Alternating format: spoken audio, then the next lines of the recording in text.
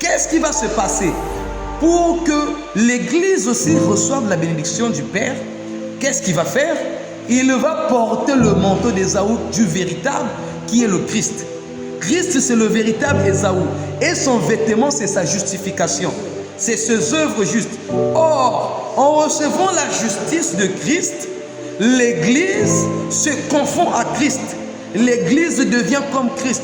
Et ce angle-là, c'est la même chose avec les livres de l'Évangile. L'Évangile, pour être annoncé en totalité, doit passer par les 4 livres. Les 4 livres qui forment l'Évangile, à savoir Matthieu, Marc, Luc, Jean. Ce n'est pas un hasard. Si on a parlé de ces 4, c'est pour dire que l'agneau, pour marcher, doit avoir aussi ces 4 pattes. Donc, c'est la parole de Dieu qui doit être expliquée dans ces 4 dimensions afin de donner la pensée de Dieu dans la totalité. Vous voyez. Et aujourd'hui, un homme de Dieu, ou quand vous écoutez la parole, vous voulez comprendre la parole de Dieu, sachez qu'elle peut se comprendre soit dans l'angle de la prophétie, ou dans l'angle de la révélation, ou dans l'angle de la connaissance, ou dans l'angle de la doctrine. Quelqu'un qui viendra parler de Christ doit se tenir dans l'un de ces 4 dimensions. Sinon, il nous parlera de sa propre vie. Et aujourd'hui, la réalité, c'est que la plupart des hommes de Dieu, je ne dis pas tous, mais la plupart ont pour habitude de parler sur le pied de la connaissance et de la doctrine. Mais peu touchent le plan de la révélation et la prophétie. Et pour que tu puisses expliquer, alors, il faut que tu ailles découvrir. Il faut apprendre. J'aimerais vous partager une histoire afin de vous montrer comment cette histoire qui s'est passée dans l'Ancien Testament s'accomplit dans la grâce. Comment on l'explique, comment on la vit. Parce qu'une histoire de la Bible, si on ne l'explique pas, ça donnera la mort. Or, la lettre tue. Mais ce qui vivifie, c'est la parole de Christ. La parole de Christ, c'est la parole de la loi révélée. La loi n'est pas le fondement. Mais la loi cache le fondement de la vérité. Vous voyez, maintenant pour trouver la pierre, il faut creuser. Il faut creuser et trouver la pierre qui forme donc la parole de Christ. Le livre de Romains nous parle de Rebecca. Rebecca qui portait 2 fils jumeaux. Il y a Ésaü et Jacob. Et la Bible nous rapporte que l'aîné devait être assujetti au cadet. Donc le cadet devait dominer l'aîné. Et la Bible nous explique encore que j'ai aimé Jacob qui est le cadet et j'ai haï Ésaü qui est l'aîné. Et la Bible dit, y a-t-il de la haine en Dieu? Loin de là. Il n'y a pas de haine en Dieu. Le problème, c'est de comprendre pourquoi est-ce que Dieu a prononcé cela. Qu'est-ce que Dieu voulait dire en disant j'ai haï Ésaü et j'ai aimé Jacob? Parce que quand on parle de aimer et haïr, c'est que c'est un problème de sentiment. Humainement, on va dire il y a de la haine en Dieu. Mais or, derrière cette parole, c'était une prophétie que l'Éternel était en train d'annoncer. Et dans la plupart des cas, quand on a comme l'impression que Dieu a fait une erreur, en réalité, c'est une prophétie. Donc, Ésaü et Jacob, on dit, ils étaient jumeaux. Jacob, qui était le cadet, il avait pris la prééminence qui devait appartenir à l'aîné. C'est-à-dire l'aîné, à cause de la nourriture, s'est fait voler son droit d'aînesse. Et en s'étant fait voler son droit d'aînesse, il a perdu la bénédiction du Père. Le Père Isaac, qui devait bénir l'aîné, ce n'était plus l'aîné qui était béni, mais le cadet était béni à sa place. C'est pour dire que cette prophétie s'était accomplie. dès lors que les enfants étaient encore dans le ventre, Dieu avait tracé leur plan.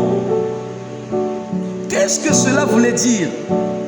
Or, il faut d'abord savoir comment Dieu fonctionne pour comprendre la Bible. Vous savez qu'au premièrement, Dieu a marché avec un peuple qu'on appelait Israël. Israël, c'est le peuple avec lequel Dieu a marché premièrement. Et après ce peuple, il s'est avéré qu'un autre peuple est entré en alliance avec Dieu, à savoir l'Église qui était parmi les nations et une partie d'Israël. Et l'Église est entrée en alliance. Donc, Dieu, par les apôtres, explique qu'il a deux fils. Dieu a deux fils. Le fils aîné s'appelle Israël et le fils cadet s'appelle l'Église. Parce que quand Israël était en Égypte, Dieu par Moïse va voir Pharaon pour lui dire: laisse partir mon fils, mon premier-né. Or, pour qu'il y ait un premier-né, c'est que il faut qu'il y ait un cadet. Parce qu'on ne peut pas parler du premier-né sans qu'il y ait un cadet. Donc quand Dieu parle du fils premier-né qui est Israël, en réalité il y a un fils cadet qui vient, mais qui était caché dans l'ombre. On ne voyait pas l'Église. Mais l'Église était dans l'ombre, était de façon cachée. Et on ne pouvait pas la voir. Vous voyez. Et en parlant d'Ésaü et Jacob, comme Ésaü c'était le premier-né, Jacob c'est donc le cadet. Jacob c'est le cadet. Alors qu'est-ce qui va se passer? Dans la révélation, Ésaü va donc être Israël et Jacob va être l'Église. Mais cela aussi va de même dans la prophétie. C'était une prophétie pour dire que celui qui avait la bénédiction, c'est Ésaü. C'est lui qui devait recevoir la grâce, premièrement. Parce que la bénédiction, c'est une grâce. Ce n'est pas un mérite, mais c'est une grâce.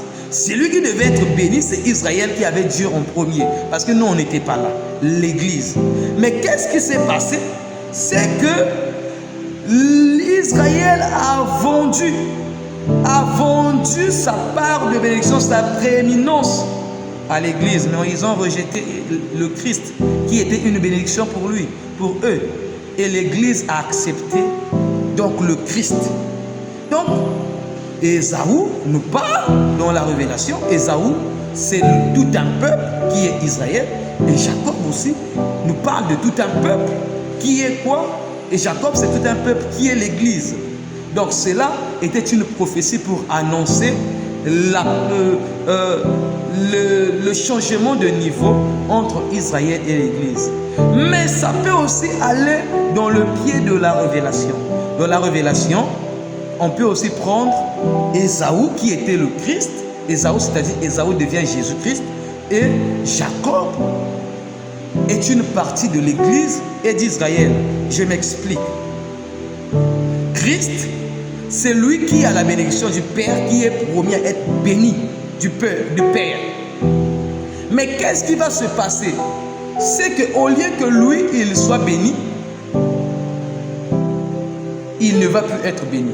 C'est le cadet qui est béni. Qu'est-ce que le cadet a fait pour prendre la bénédiction de l'aîné? Il y avait la mère qui était là, la conseillère, qui a dit à Jacob: porte le vêtement de ton aîné, de ton grand frère Ésaü, afin d'aller te présenter devant le Père. Et quand Jacob porte le vêtement du grand frère, il va se présenter devant le Père. Quand le Père, il est déjà vieux, il ne peut pas voir. Le Père ne peut plus voir. Alors qu'est-ce qui va se passer? Il doit toucher, parce qu'il connaît son fils aîné. Il connaît sa peau, il a des poils. Vous voyez? Alors qu'est-ce qui va se passer? Quand il touche la peau, c'est la peau d'Ésaü, mais la voix, c'est la voix de Jacob. Le père est confus. Qu'est-ce qui se passe? Moi, je dois bénir Ésaü. Mais comment se fait-il que la voix, c'est la voix de Jacob, mais la peau, là, c'est la peau d'Ésaü? Et le fils cadet va dire que c'est moi, Ésaü. Il va usurper la place du père. Or, il est clair et net que Dieu ne connaît que Christ. Dieu ne nous connaît pas. Dieu nous connaît en Christ. Dieu connaît l'Église en Christ. Qu'est-ce qui va se passer? Pour que l'Église aussi reçoive la bénédiction du Père, qu'est-ce qu'il va faire? Il va porter le manteau d'Ésaü du véritable qui est le Christ. Christ, c'est le véritable Ésaü. Et son vêtement, c'est sa justification. C'est ses œuvres justes. Or, en recevant la justice de Christ, l'Église se confond à Christ. L'Église devient comme Christ. Et comme l'Église devient comme Christ, le Père sera obligé d'être confondu. Il est obligé de céder la bénédiction. Pourquoi?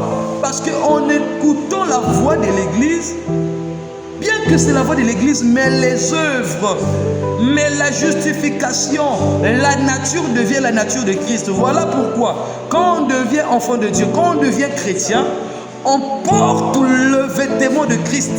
On porte la nature de Christ. Et c'est ce qui nous donne la possibilité de recevoir les bénédictions du Père. Parce que le Père ne bénit que l'aîné. Et si toi, aujourd'hui, tu as besoin ou tu veux être béni, il faut que tu aies Christ ou que tu sois en Christ.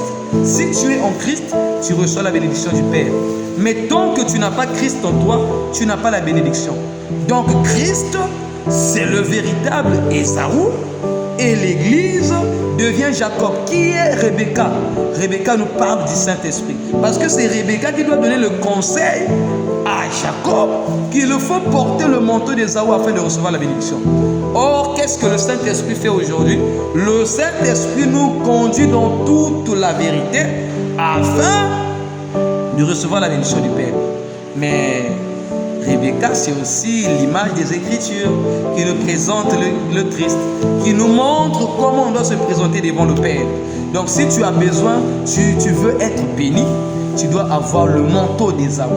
Tu dois avoir la peau d'Ésaü. Même si la voix, c'est ta voix.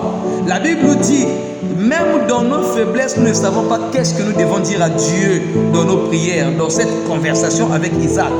Mais le Saint-Esprit intercède par des soupirs inexprimables. Quand toi tu es en train de prier, en réalité Dieu entend Christ en toi. Et tant que Dieu ne retrouve pas Christ en toi, tu ne recevras pas la bénédiction. Voilà pourquoi aujourd'hui tu dois avoir Christ. Voilà le mystère qui était caché entre Ésaü et Jacob. Et la Bible dit dans le rouleau du livre, il est question de Christ. Ça nous parlait de Christ. Et ce mystère, l'Église aussi était là. C'est-à-dire tous ceux-là qui vont croire en Jésus, c'est ceux qu'on appelle Jacob. Et aujourd'hui, si toi tu crois en Jésus, tu deviens tout un Jacob et tu as la bénédiction du Père en toi. Alors que Dieu te bénisse.